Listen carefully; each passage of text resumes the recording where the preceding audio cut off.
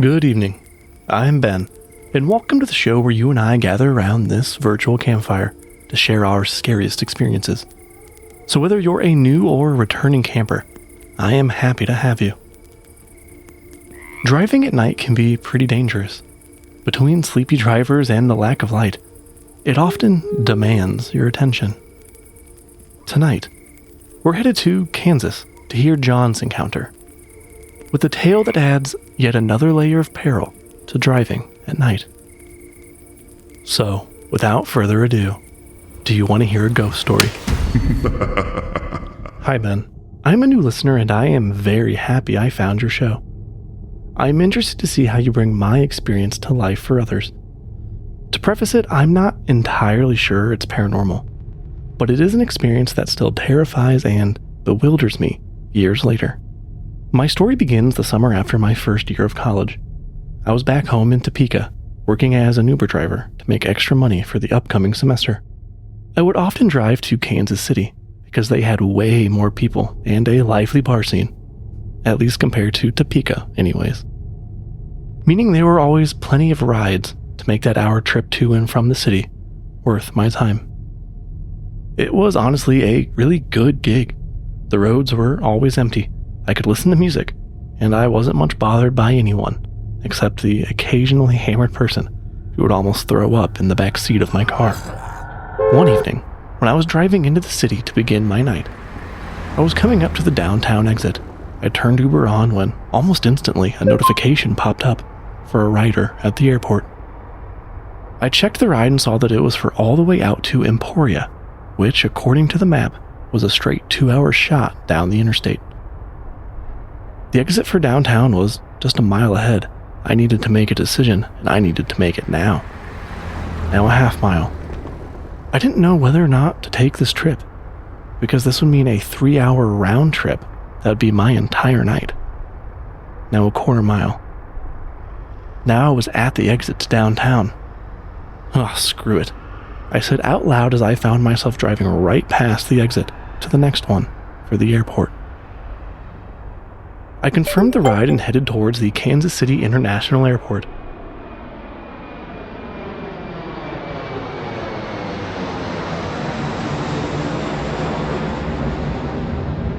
When I arrived, it was just a regular-looking guy in his mid to late 30s. "Hey, are you Aiden?" I said as he got in, watching through the rearview mirror as he just nodded in acknowledgement. I turned on some music and followed the directions out of the airport parking lot. "Hey, if you have any preferences of music or anything, or the AC temperature, just let me know, okay?" I said back to him. "It's fine," he answered quickly as he closed his eyes and laid his head back. I guess he wouldn't be much of a talker.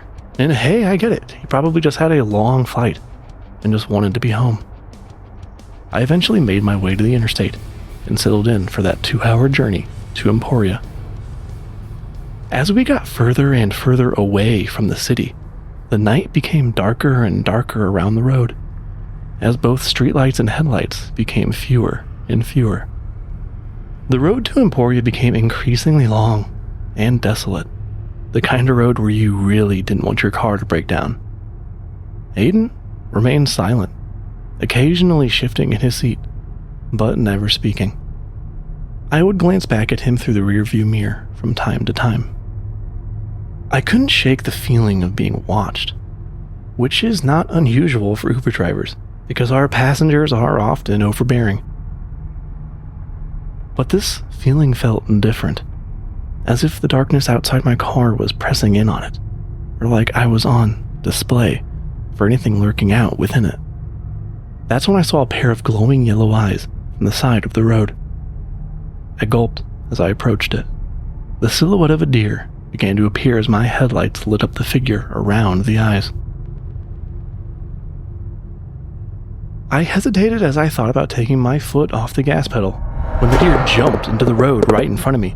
"Shit!" I screamed and swerved into the fast lane, narrowly missing the deer. I looked back at Aiden, but he was still asleep.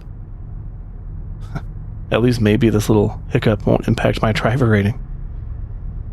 Emporia was only a few minutes away at this point, and the rest of the ride went fine. When we arrived at Aiden's home, I had to wake him up. I reached back and nudged his knee. He flinched, and then stared at me for a second. Okay, sorry. Have you been trying to wake me up for a while? I can be a bit of a heavy sleeper.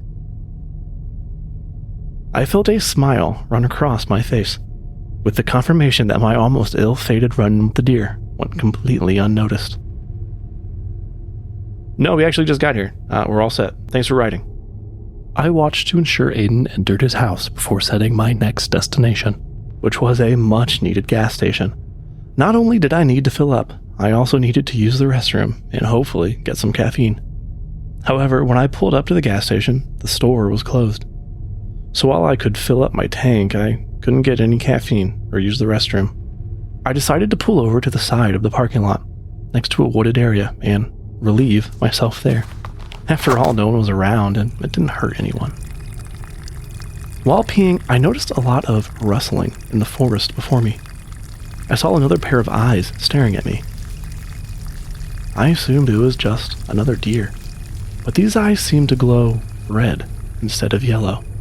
When I turned back around to get into my car, I realized that there wasn't enough light coming from behind me to reflect off an animal's eyes. I turned around to see if I could get a better look, but the eyes were gone. I brushed it off, got in my car, and headed north on the interstate. For the first half of my drive home to Topeka, I was one of the only cars on the road. But as I arrived to the halfway point, I noticed many more cars, and the faint red glow emanating from down the road. I soon realized it was brake lights, and I was now trapped in standstill traffic. The police and ambulance rushed to the front of this jam as I waited with everyone else. It wasn't long after the cop got there that they started squeaking traffic by. My Maps app was rerouting me through the back roads via an exit on the first half of the traffic jam. The exit was sort of up on a hill, and as I got closer to the exit, I could see what looked like a one-car accident up ahead, and what looked like a deer carcass on the road, too.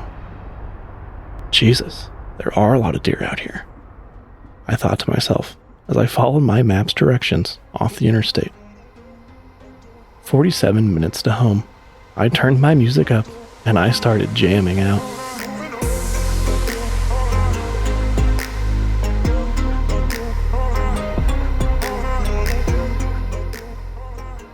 Just about 10 minutes into this little detour, I came to a four-way stop, which is pretty standard for backcountry roads.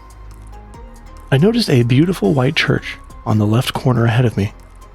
I stopped at the intersection for a minute, just looking at it, when I noticed another set of glowing red eyes and what looked like the silhouette of a man standing in the corner of the road between me and the church.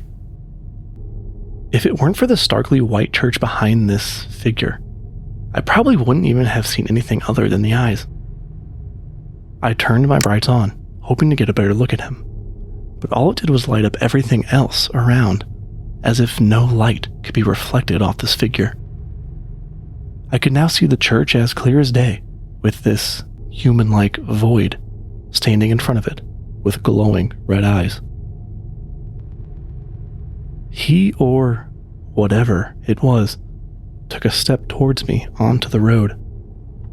I pushed the gas to get the hell out of there, because whatever was happening here, I had no business finding out. This thing just cocked its head sideways, watching me drive away. When all of a sudden, I heard footsteps coming from the road. Thump, thump, thump. Slow at first, but speeding up. He caught up to my car, head still cocked, staring right into my driver's side window from the other side of the road. I pushed the accelerator to the floor, 40 miles per hour. 50, 60, 65. I looked out my window and he was still staring straight in. I was barreling down this back road, being chased by whatever this was, when another set of eyes lit up in front of me. I slammed on my brakes and swerved, narrowly missing yet another deer. Hitting my head on my steering wheel, I sat there dazed. as the deer ran off. I looked around, but there were no glowing red eyes or light-consuming figures to be found.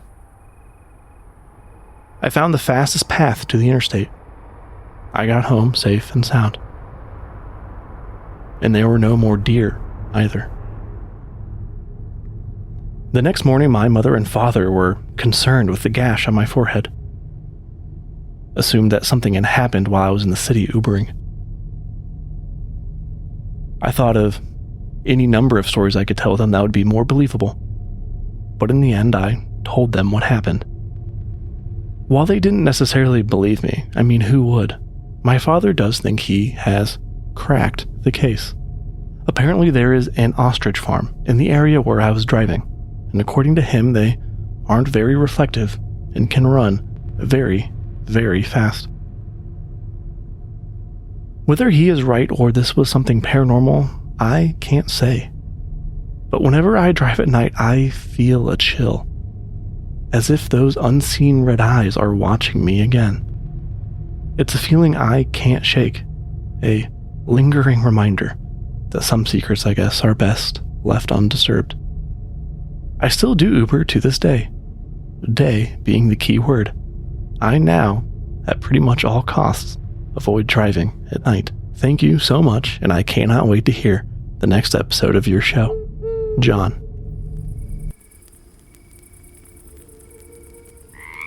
Thank you, John, for sharing your story. I would first like to say that I, too, avoid driving at night, but that's because I have astigmatism. And I'm not sold on your father's theory. I feel like ostriches are pretty recognizable birds. But he is right about one thing, they are quite fast. I have the image of a figure immune to light burned into my head after reading this, almost like someone is covered in that Fanta black paint. I am at a loss on this one, John. All I know is that I would have likely crashed my car had this happened to me. This is a truly horrifying story. So thank you for sharing. I want to extend a warm hello to all of my new listeners and express my deepest gratitude to everyone sharing my show. I hit a milestone this week that I had not expected to hit until, next year. 1,500 downloads. In the podcast world, this is not necessarily remarkable, but to me it is humbling, and it provides me a lot of motivation moving forward. I know it is a long way away, but I have already lined up our first Halloween special. That show, I will be producing a fully embodied audio drama of a submitted story.